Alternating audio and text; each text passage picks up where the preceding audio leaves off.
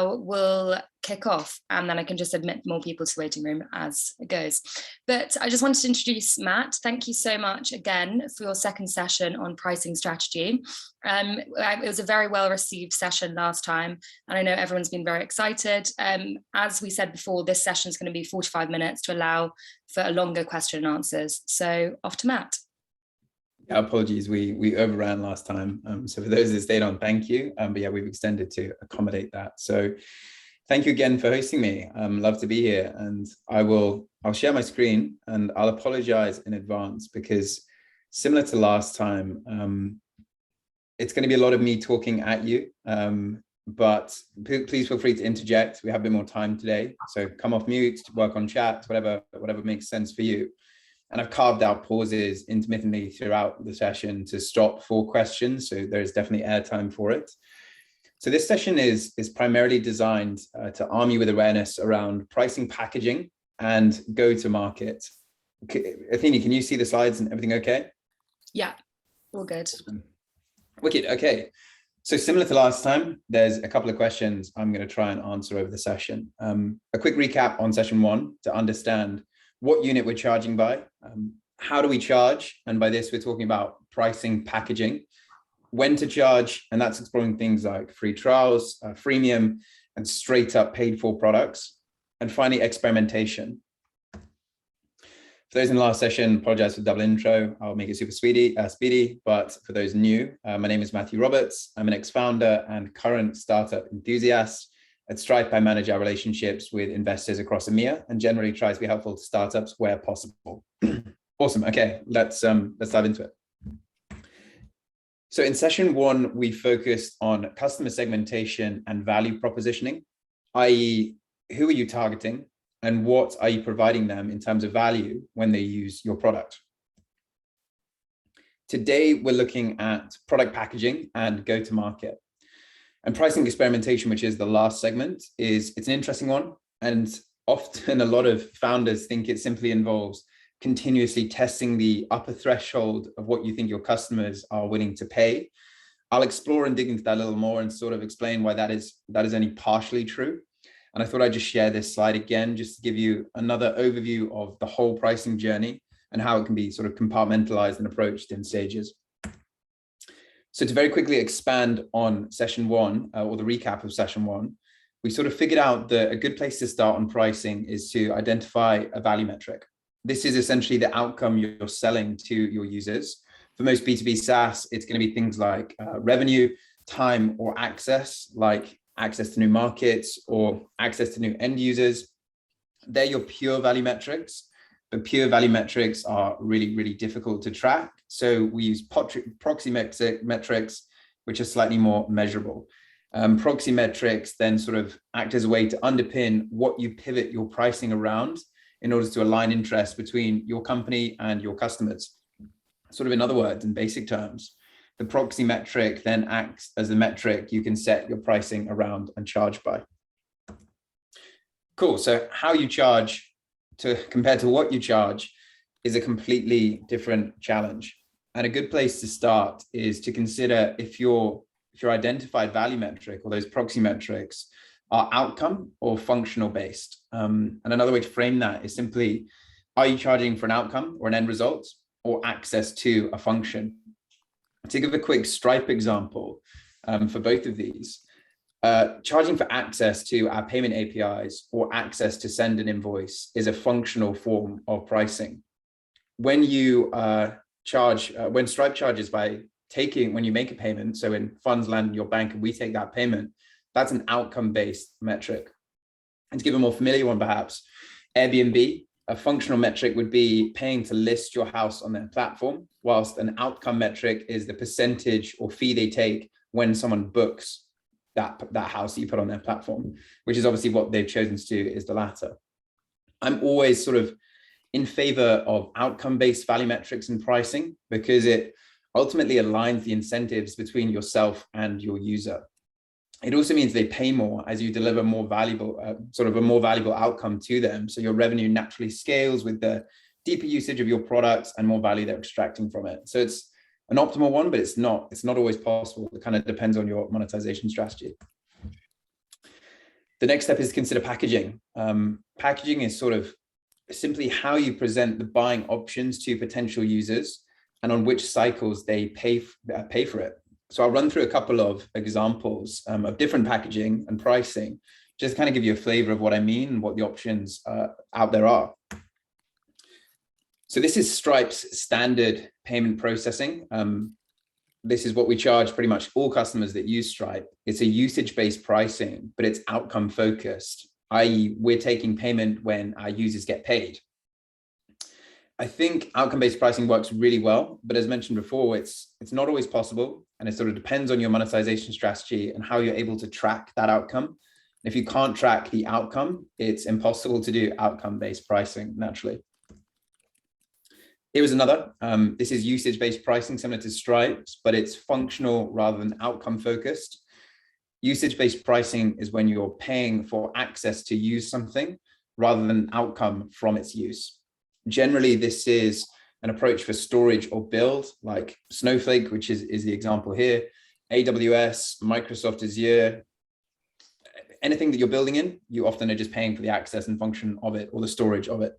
So functional usage-based is generally the next best option behind outcome-based. And generally, it's a default when you're unable to effectively measure the outcome of a usage. So you just charge for the usage itself. And flat rate pricing. So in my view, this is a bit of a relic. I'm really surprised, and I imagine a lot of you have used Basecamp, maybe even the Founders Factory team have used Basecamp. But I'm really surprised that Basecamp has been as successful as it has been, given that it's using flat-based pricing.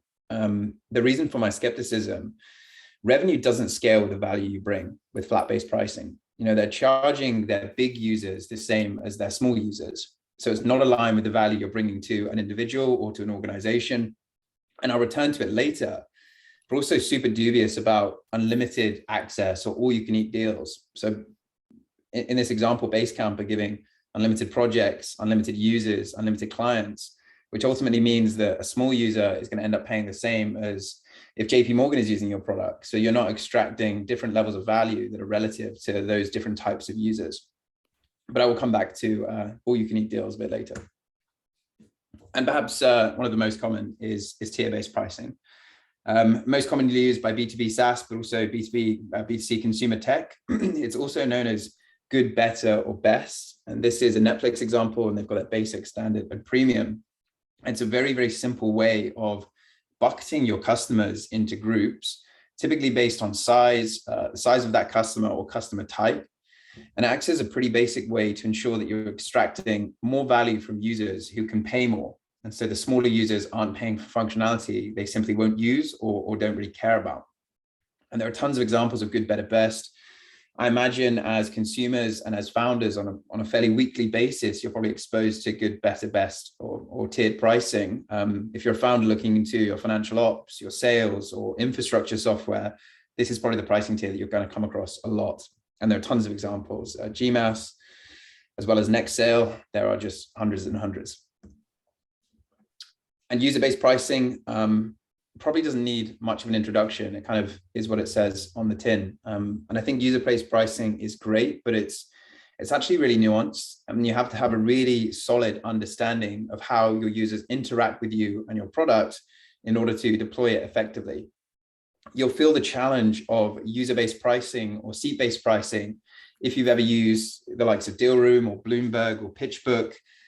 Team members just sort of share the login details, which I know this is being recorded, so I should admit, but that's kind of what we do at Stripe. We just share the login detail amongst the team. I know that more recently, for example, PitchBook have started to innovate on their pricing by using functional-based pricing. So when you're exporting values off their platform, say you want to export the top 50 VC investors in the UK, they'll charge 50 credits for that, and then they have a standard cost associated with a credit. So they are coming to innovate because they know people are sharing, but if you just have user-based pricing, you're kind of not capturing the value that's out there. And there are kind of two ways to overcome it, I guess. Best way to overcome user-based pricing is number one, you have a double payment trigger point. So the first payment is for the access, and the second is for the function or outcome of that usage. But I think in reality, if you can nail the second point, which is charging for the function, you can just remove the cost of access, because ultimately acts as a blocker. It's getting people on your platform and hopefully driving them to that functional cost-based usage. Or number two, it's by making the experience highly customized. I've used Notion as an example here, and I'm a pretty avid Notion user, but it's a good example of where user-based pricing works because the user journey is hyper customized. If I were to share with you my Notion login details, you basically come across my own personal diary and workflows, which aren't that relevant for you. So user-based pricing makes a lot of sense if the user journey is hyper customized. But if it's just access to a network or information stream, it doesn't work very well. And you might need to default to trying to deploy functional based or outcome based pricing. And I think penultimately, feature-based pricing, as the name suggests, pricing all around features. So this type bunches features together, sets different price points for each group.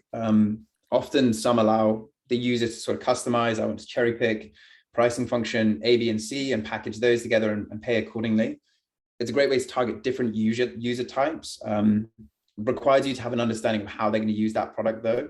The goal of feature-based pricing is to try and suppress churn. You only want your users to pay for what they're actually using, and not, if you've ever paid for Sky, you have to bucket together loads of different channels. You just want movies, but you have to pay for National Geographic and 10 other channels that you're never going to watch, when really you just want to pay for the ones you're going to watch. So feature-based pricing is an antidote to that. And I really like it when you are exploring channel strategies. So if you're selling to a CFO, they're looking to save revenue. A CTO is perhaps looking at developer time or developer productivity. You can package these offerings together to appeal to a CTO, and then another to a CFO, and another to another target audience you're chasing. So it's really good when it comes to channel strategies as well. And I'll return slightly to those in a few slides. And finally, there is no straight shot. There's always hybrids. You can kind of breed any of the previous examples together and establish hybrids. You could do tier plus user, functional plus user, outcome plus user. And generally, this is the approach startups take once they've achieved product market fit, and they're slowly iterating on new pricing models, monetization, and engaging users in different ways. So hybrid requires like a really solid and sound understanding of your users and how they extract value from the features within your product. So I think hybrid is really more of an optimization pricing tactic rather than a go-to-market one. This example is Salesforce, and it doesn't show the full features on this pricing page, but when you scroll further down the page, they've effectively combined tier-based pricing with user-based pricing and feature-based pricing. But there's no chance Salesforce went to market with this because they had no idea how their users would be using their infrastructure. And it's only after time and probably thousands of iterations that they've been able to get to hybrid-based pricing. And I guess the reason to deploy hybrid-based pricing or multi-layered pricing is pretty simple, or the core rationale behind it is quite simple. So in this diagram, the diagonal line is your demand curve. And where the sort of squares hit that demand curve, that's your price point. And this uses a good, better, best sort of methodology. So effectively, you get 3 points of revenue, and you're potentially missing out on demand that isn't incentivized at any of these price points. I think if you're consumer tech and your price point is £4, £7, and £11, it doesn't matter too much. But in B2B SaaS, the difference in your price points could be £50 at the lower end, up to £250, and then maybe £1,000. You're basically missing out on a lot of users who might filter in between, who are happy to pay 300 or 400 or 600. So you're basically missing out on a lot of revenue if you just use good, better, best. With hybrid, you're sort of introducing more price points underneath that demand curve, and hopefully appealing to a wider demographic of potential user and sort of ultimately capturing more revenue. So hybrid is definitely the way forward, but a quick word of caution. If you go to market with hybrid, it gets super complex on a number of fronts, both for your users and for yourselves from like an operational billing standpoint.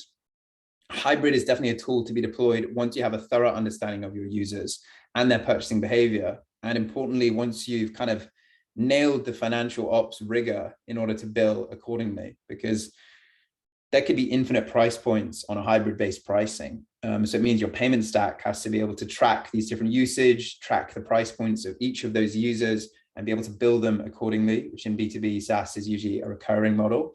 So you have to have the FinOps infrastructure to be able to manage hybrid pricing, where there's potentially infinite different pricing points, which for your go-to-market is probably not the way to go. So I guess the key takeaways from that is, number one is keep it really, really simple. Pricing can get way too complex. And at Stripe, whenever thinking about pricing our products, we consider the mental load and decision fatigue of the consumer. So put yourself in their shoes. When a customer lands on your pricing page and they're completely overwhelmed with options, which is kind of how you feel when you're surfing Netflix in the evenings, there's just too much going on. It's not simple to decide. So the likelihood that they convert is reduced. You can combat this with a few tactics like using good, better, best, using name tiers. So you identify, okay, this one is for agencies, this one's for startups, this one's for enterprises, to try and reduce that mental load. And you can also identify which is the most popular of those three or most relevant for them. So it's all about reducing mental load by deploying simplicity in your pricing. And definitely, to return to the billing point, consider how your billing and payments infrastructure handles this complexity. It can quickly get way too complicated when you're trying to track usage and bill accordingly. So for go-to-market, hybrid is not the one, but slightly further down the line, once you have a bigger team, you have a better understanding of customers, that's when you can start to ladder yourself into a hybrid pricing tier. Mentioned this before, but avoid unlimited deals or you can eat deals. They're kind of called both. But unlimited deals essentially place a cap on your revenue.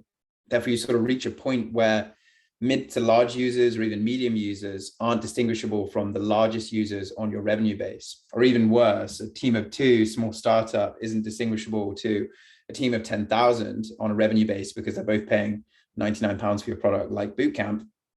So unlimited deals kind of prevent you from scaling revenue associated with the value your product brings, whilst your sort of potential operational expense and support requirements are increasing, your revenue's not. So it's kind of a bad dynamic and one you want to avoid. So avoid unlimited deals unless it is central to your USP. Like if it is your core character defining trait to competitors, it is we're unlimited, then perhaps it's going to be relevant. But for the vast majority, it's probably doesn't bring as much value as it should. And finally, work towards hybrid pricing. It takes a lot of customer understanding to get there, but consider it a very iterative process. You're going to ladder into it and it's going to take a while. I'll pause briefly for questions if anyone has any they want to jump in with.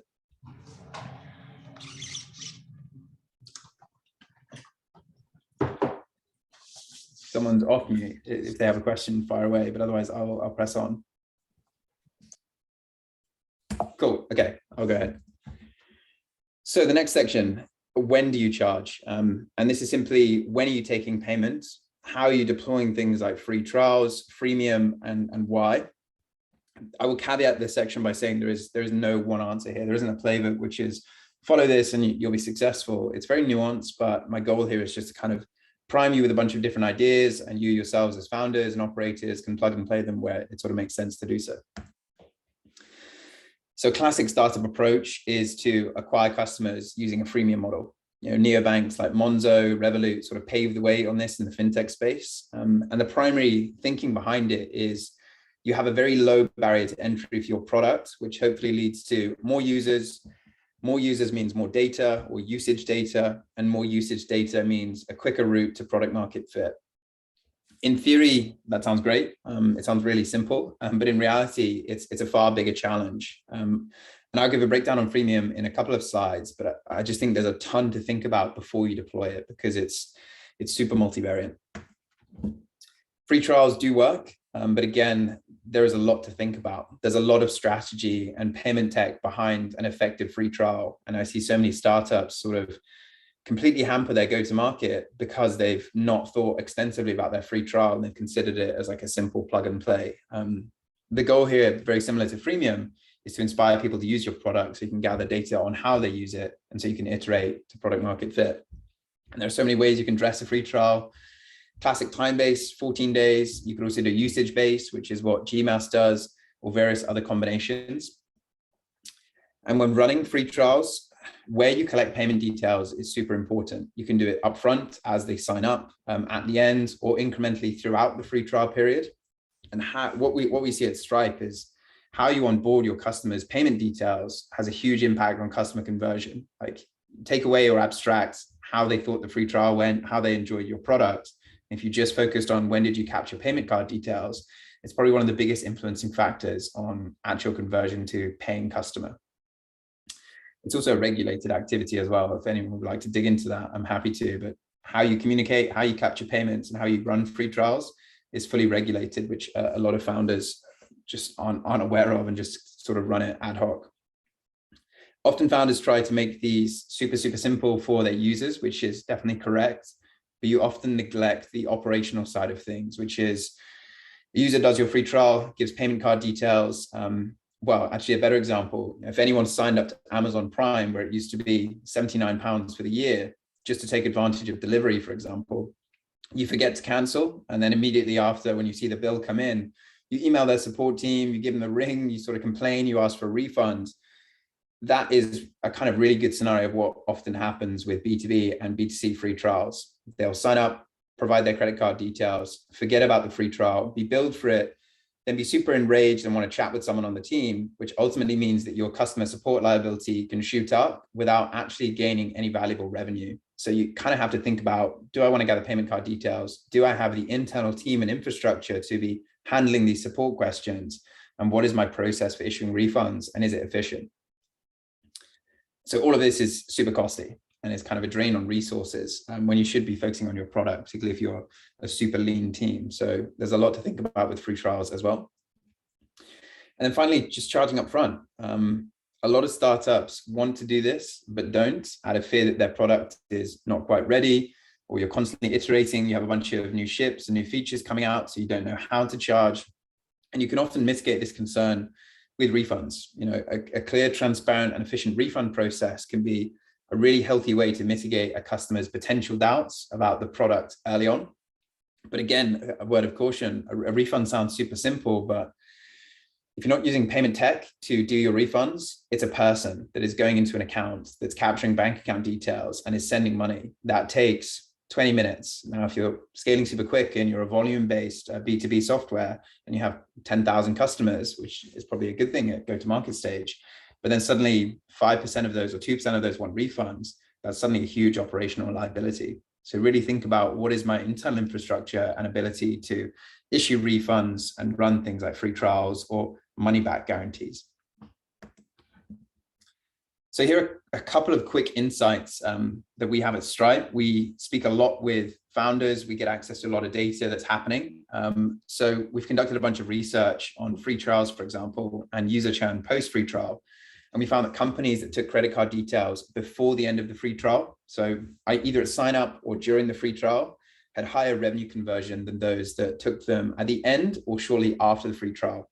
But I've already mentioned this, and it's just being really cognizant of the operational burden of doing that. It's better for revenue, but it means that you'll have a higher likelihood of suffering from chargebacks and a higher liability when it comes to issuing refunds. So if you're going to go with this route, which is optimal for revenue, just make sure you've thought about, how am I going to refund and how am I going to deal with chargebacks?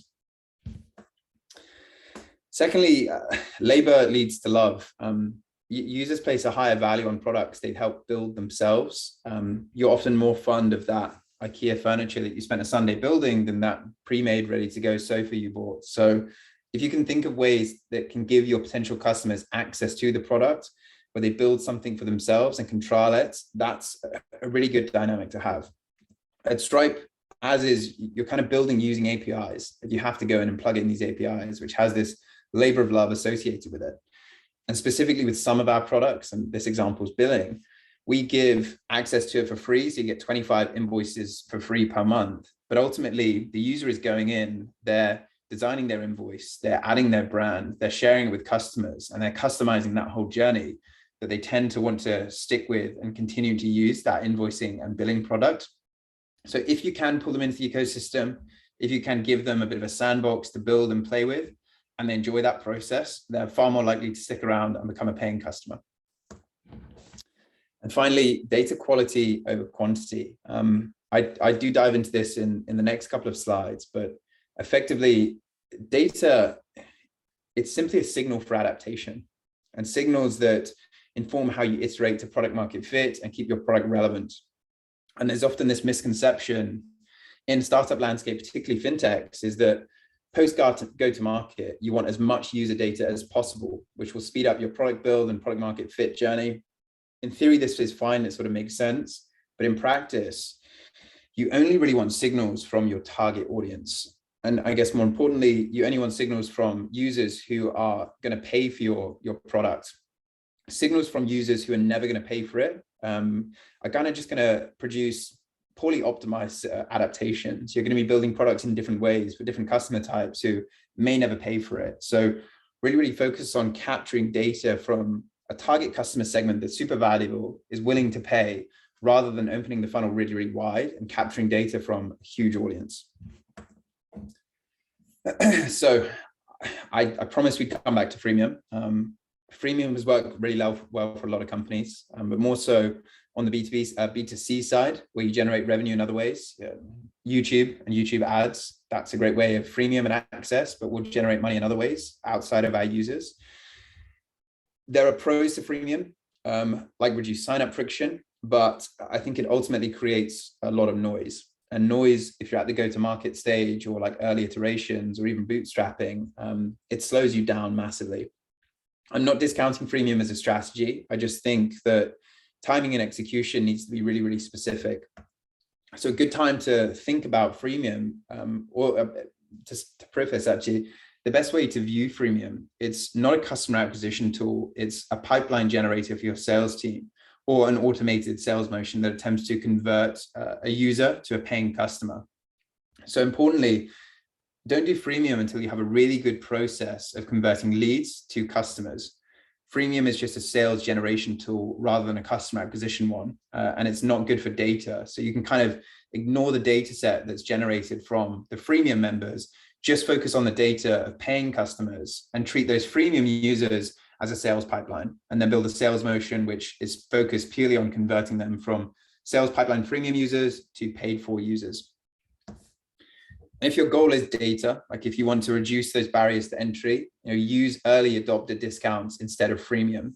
This way, you're still signaling the true value of your products, and you're essentially saying to those users, hey, you're going to pay for this one day, and here's the cost of it, but we're not there just yet, which makes it more digestible when you actually get to the point of asking them to pay, because they've been prepared for that outcome. If it's freemium and you suddenly flip to paying, you'll just get a load of churn. People are upset. Even if they love your product, they just don't like being asked to pay for something they didn't used to pay for.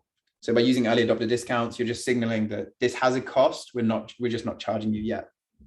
So to summarize, freemium is a pipeline generation tool for the later stages, ideally after you've got product market fit and after you have a good sales motion.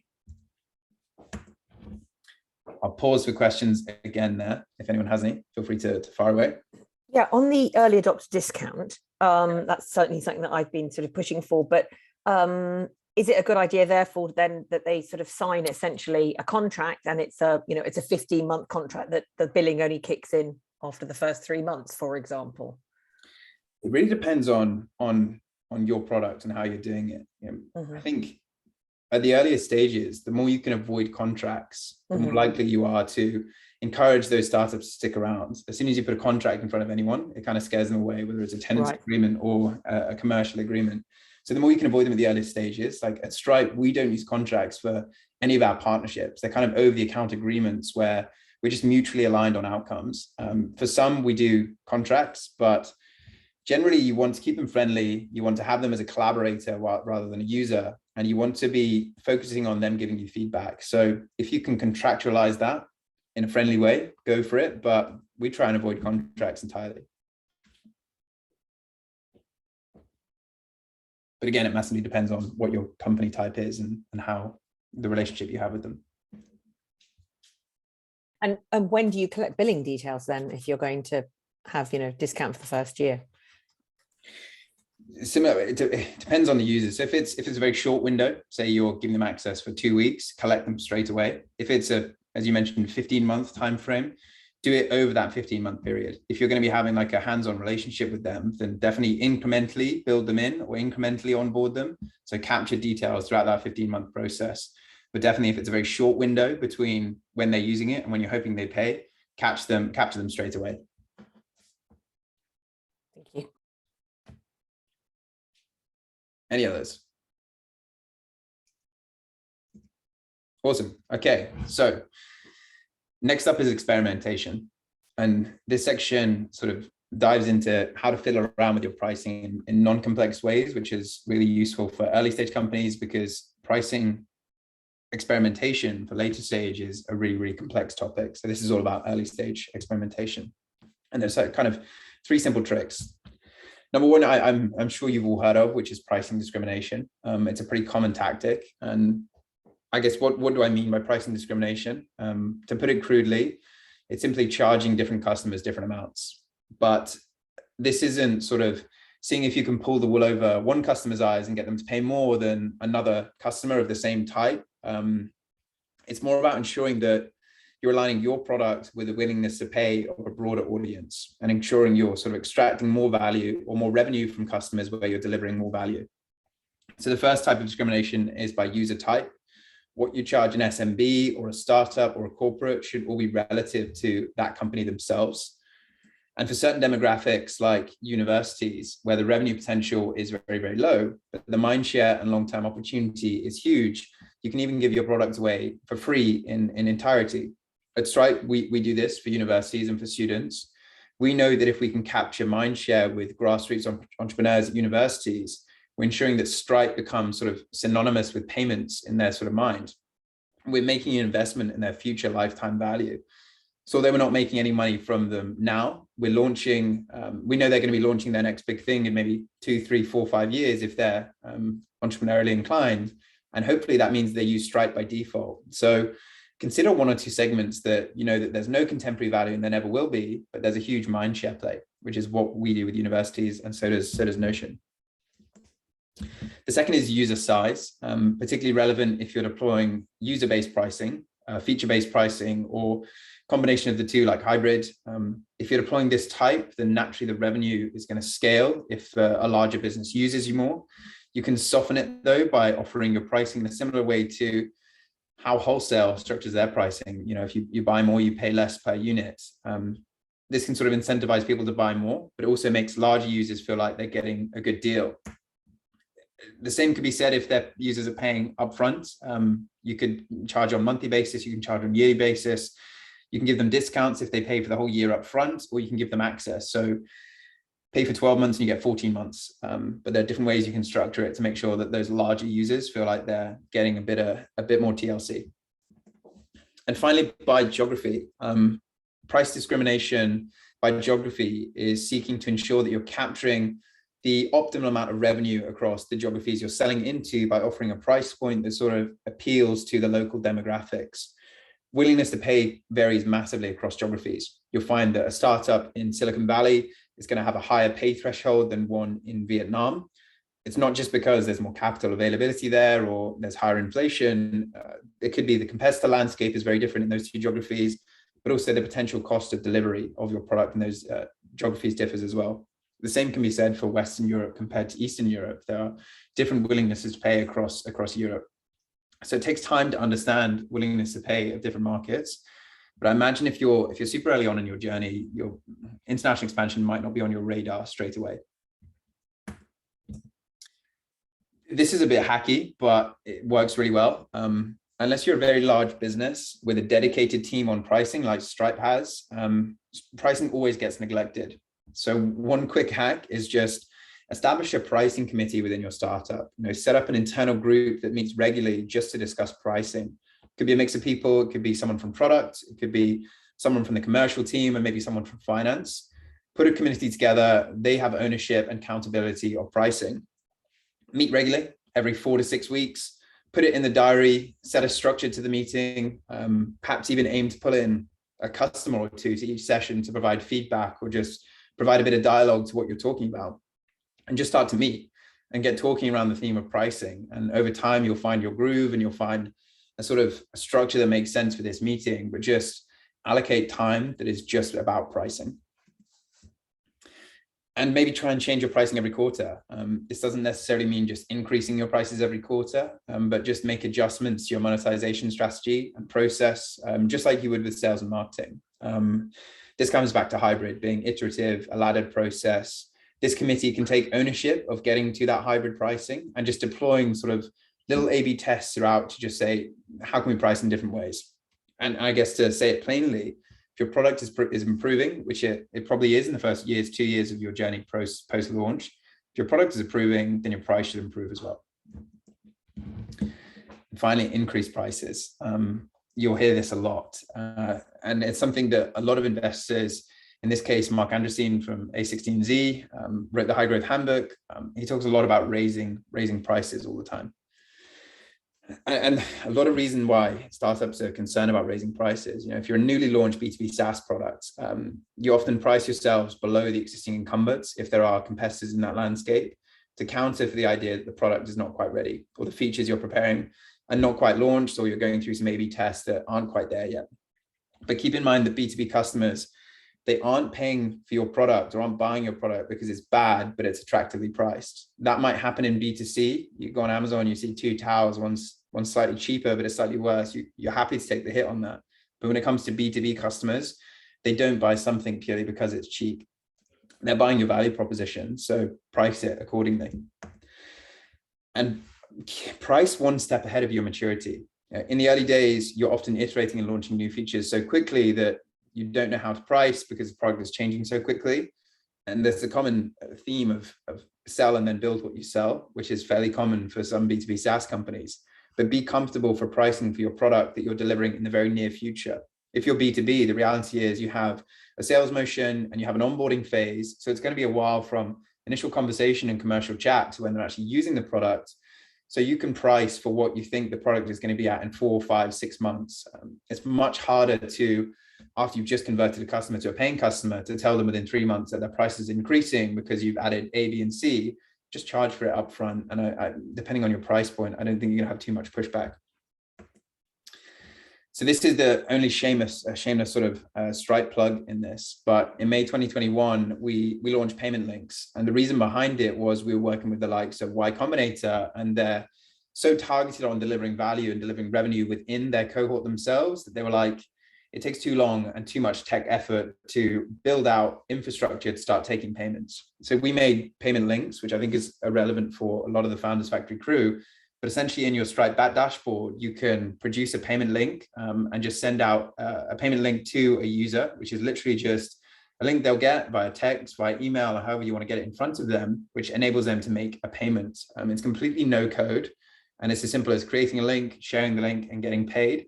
Ultimately, what it allows you to do is test a couple of different pricing structures, recurring payments, monthly, per seat, per user, do it with no code solutions, and just test willingness to pay with a few different demographics. So if you're speaking with a bunch of potential users, you've got an SMB, you've got a startup, you've got a corporate, you can use payment link to just test how they want to pay and the payment methods through which they want to make that payment.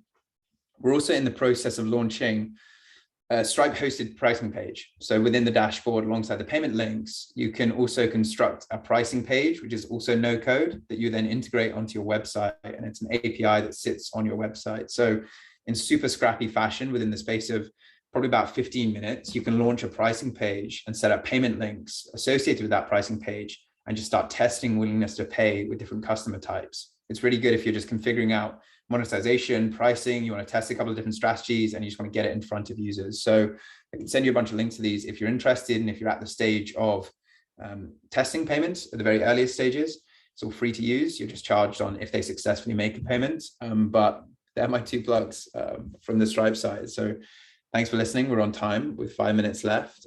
There's still office hours available with myself, someone from our pricing team, and someone from our product team. So just reach out if you want to book in. And I'm also putting together a cheat sheet on my Notion page of just resources on all things pricing. It should be ready within the next week, so I can share it with everyone if they just want a go-to guide on random pricing stuff. So that is everything. Very, very, very open to questions. And if that was useful at all, any feedback would be amazing. I think it was so useful there's no questions. You covered it all. I just want to ask, because I know I asked last week about setting up some sessions, how long is that sort of available for? Because we wanted to do a bit of prep work before we then come in. Indefinitely, to be honest. Like, Amazing. Okay, my great. goal is to just be a point of contact for VCs and accelerators. So you have my email now. Just email me anytime. So no rush. No rush. Brilliant. Thank you. It will just take some coordination. If you want to speak with someone in our pricing team or product team, I just need to. There'll probably be some back and forth. I'm just getting timings right, but anytime. Yeah, that's fine. We can come in and do it within office hours and get a couple of us. We just wanted to prep a bit more. You know, last week I was saying we're moving into the SaaS side, so we just wanted to gather a bit more to then come and work through it and kind of validate that with you and get some feedback. Awesome. There was one question in the chat. Any thoughts on time period of contracts or contacts? 6 months, 12 months? Similar to before, if you can limit contract usage, it reduces friction, encourages user adoption. If you have to use them, small windows. But I'm saying this from a standpoint of not understanding your business and monetization strategy. So it's really difficult to say. Even for Stripe, we keep them really short. When we use contracts with our users, we tend to make them 12 months at a minimum, but we try and avoid them where possible. But if you need them in the earlier stages, make them short and sharp, 3 months, so that users aren't too scared off, and sort of iterate on that over time.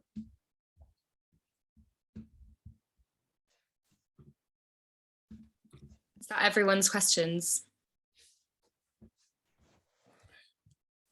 Awesome. Great. Matt, thanks so much for taking time out and giving the portfolio so much attention, and for Stripe being so available and supportive of all of the work we do. It's super helpful and super appreciated by all of us. Thank you. Not at all. We're big fans. And thanks all for your time. I know carving out 45 minutes in your day is a lot to ask. So thank you, and enjoy the rest of your weeks. But my email is there. If you need me, just give me a shout. Brilliant. Perfect. Thank you. And I'll be sending a follow-up with the recording and the deck and a link to Matt's calendar. Thank you, Matt. Awesome. Thanks, Thank guys. you all. Thank you.